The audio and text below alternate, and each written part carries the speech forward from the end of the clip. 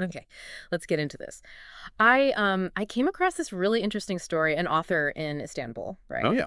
And he finds himself just surrounded by people who'd all managed to quit smoking. Hmm? And what grabbed me was one person gave all the credit to this like really unassuming little book, made me think about, those habits we all kind of wish we could shake. It really does. And that anecdote, it's a perfect starting point for what we're digging into today. Right. We're looking at how to tackle those habits, the ones that just don't serve us anymore, by uh, understanding what's really driving them underneath. Okay. The mission really is to give you some practical insights, things that can shift how you actually see those habits, make them feel less appealing. Yeah, less magnetic. And that book, the one from the story, Alan Carr's Easy Way to Stop Smoking, Mhm. it uses this really clever idea, doesn't it? Reframing the cues. It does. It's fascinating how he just flips the script on why people think they smoke. How so? Well, he sort of dismantles the illusions, Hmm. the idea that smoking actually gives you anything positive. Right, like it helps you relax or socialize better. Exactly. Or that it relieves stress. He targets those built-up associations, those predictions your brain makes. Yeah. He's basically saying, look, you're not losing a thing by quitting because honestly, cigarettes offer zero real benefits. Hmm.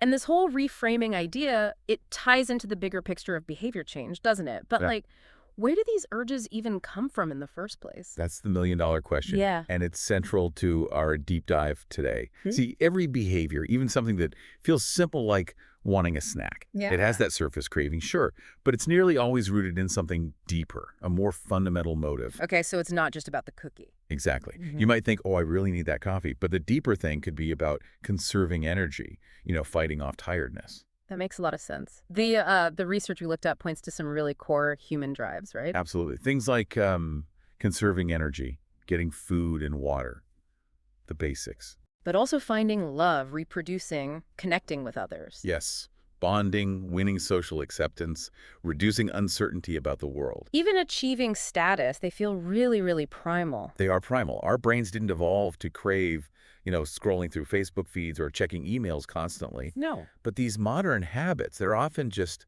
uh, very clever ways of tapping into those ancient desires. Mm. Ah, okay. Give me an Well, example. think about it. Tinder or other dating apps, Yeah. they hook into that drive to find love, find a partner, Right. Facebook or Instagram. That taps into our need for a connection, for social acceptance, validation. Okay, yeah. Googling something instantly. That Yes. soothes our need to reduce uncertainty. Video games. Sometimes that's about achieving status, mastering something. Wow. So these habits, maybe the ones we don't even like that much, are kind of like modern solutions to really old problems or desires. That's a great way to put it. They're modern solutions to ancient desires. Yeah. But here's the crucial part. There isn't just one way to satisfy that underlying motive. The source material really stresses this. So grabbing a cigarette isn't the only way to deal with stress, for example. Precisely. It might be the way you've learned, the association you've built, but it's definitely not the only way, and maybe not even the best way. Okay. Your current habits are just the patterns that have formed the associations. And habits, fundamentally, are all about those learned connections. So our brain is constantly scanning the environment, picking up cues, Hmm. and then making these super fast predictions based on what happened last time. Like touching a hot stove predicts pain, pull back. Exactly. Or, a green light predicted safe to go. These predictions are happening all the time, mostly unconsciously. Right. It feels like we react to things, but actually we're predicting a lot. A huge amount of it is predictive. Our brain's constantly guessing the best way to act based on the past. And this is so key. Our behavior isn't just about what's objectively happening. It's about how we interpret it. Like you said, the same cigarette could make one person crave it intensely while another person feels disgusted. Precisely. So the real cause of the habit isn't just the external thing, the cue. It's the prediction that happens inside your head right before. Okay, the prediction. Yeah. And that prediction leads to a feeling. Yes, it Yeah. leads to the feeling, the craving, the urge, the desire. That's what a craving is, essentially. That sense that something's off. Yeah, that feeling that something's missing, or just the desire to change your internal state. It's the gap between how you feel now and how you want to feel. So, okay, when I'm reaching for that sugary thing mid-afternoon, or I find myself scrolling social media, Yeah. it's often really an attempt to feel different. to scratch that deeper itch we talked about. That's often exactly what's happening. Right. When a habit works, even just temporarily to satisfy that motive. It feels good, or at least better. Right. It becomes associated with that positive feeling, that relief or satisfaction. And that makes it attractive. Okay, that's a really important point. Because if habits get attractive through positive associations, can we sort of flip that? Can we deliberately make harder, but maybe better, habits feel more positive? The research suggests, yes, absolutely.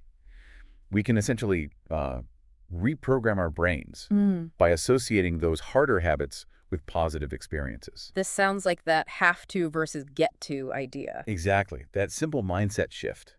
It's so powerful. Instead of thinking, ugh, I have to get up for work. You consciously reframe it, I get to get up for work, which, lets me pursue my career or provide for my family or whatever the positive is. It's such a small language change, but it feels different. It turns a chore into an opportunity. It does. And the fascinating thing is both perspectives are true, aren't they? Yeah, I guess so. You do have the obligation, maybe, but you also get the opportunity.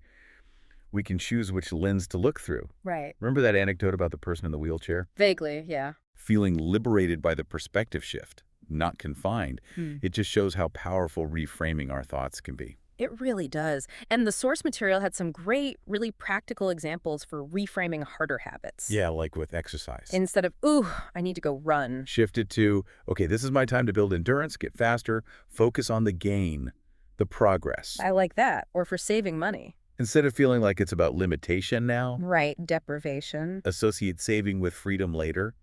Really internalize that living below your means now actually increases your future options. That's motivating. Yeah, it changes the feeling entirely. And the meditation one was good too. Oh, right, the distraction. Yeah, instead of getting frustrated by your mind wandering. See those distractions as opportunities.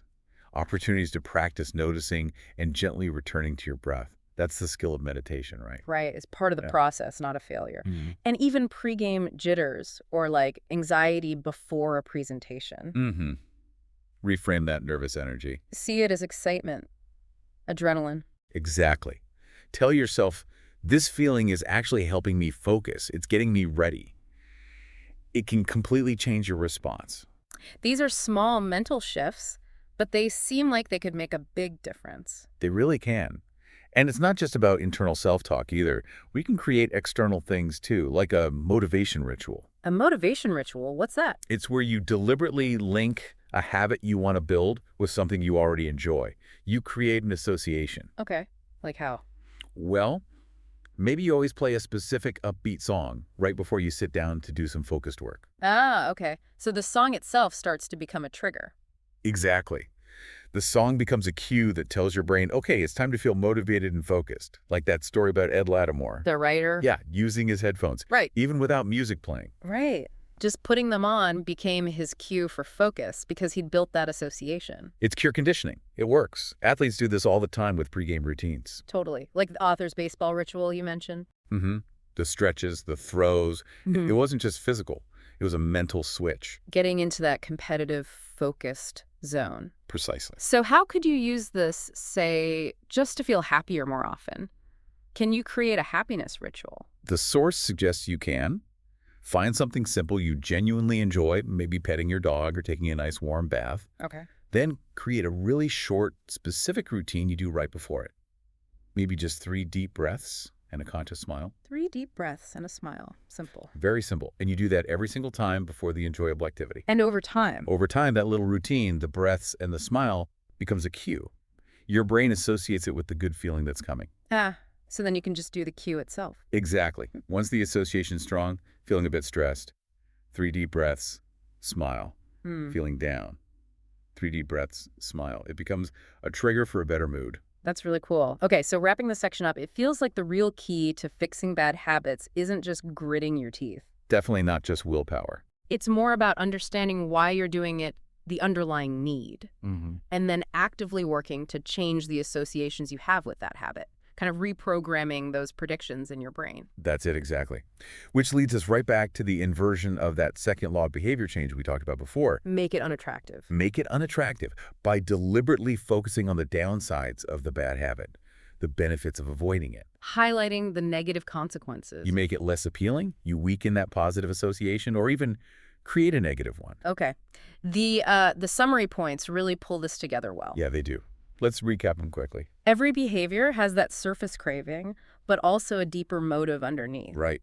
And our habits today, often just modern ways to satisfy ancient desires. And the cause of the habit isn't just the cue, it's the prediction that comes first, the feeling you expect. Crucial point. And highlighting the benefits of avoiding a bad habit is key to making it unattractive. Makes sense. Habits are attractive when they feel good, unattractive when they feel bad. Simple, but powerful. And finally, you can create those motivation rituals. Pair something enjoyable with a tough habit to build momentum. Got it. So understanding all this, it gives you a much more, I guess, sophisticated way to approach changing things. I think so. It's more effective than just trying to force yourself. Yeah. It works with your brain instead of against it. So thinking about this deep dive, Mm-hmm. maybe a final thought for you listening. Pick one habit, just one bad habit you'd like to shift. Mm-hmm. And ask yourself, what deeper need might this habit actually be meeting for me right now? That's a great question to ponder. And then maybe think, what's just one tiny way I could start to reframe how I see that habit, or maybe associate it with something less pleasant? Or even think about a motivation ritual. What small, enjoyable thing could you link to a better habit you want to build? Yeah. It's not about instant fixes, is it? Not at all. It's about building that self-awareness, understanding the why behind your actions. And realizing you have the power to start making conscious changes. You've got the tools now to begin reshaping things from the inside out.